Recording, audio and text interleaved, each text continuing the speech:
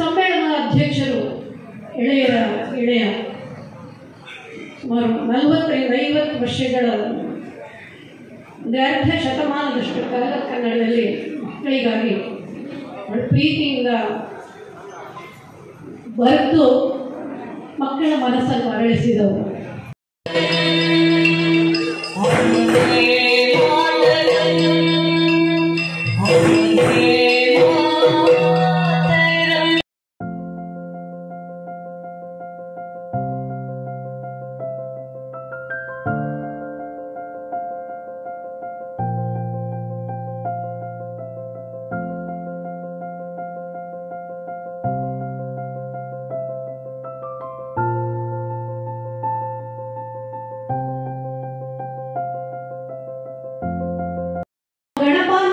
ಚಂದವು ಅದ ನೋಡಲು ಬಹುಮಂದಿಯು ಒಂದು ಗೂಡುವೆವು ಭಜನೆ ಮಾಡುವೆವು ನಮ್ಮನ್ನೆಲ್ಲರ ಹರಸನ್ನು ನೀ ಬಾರಿಯ.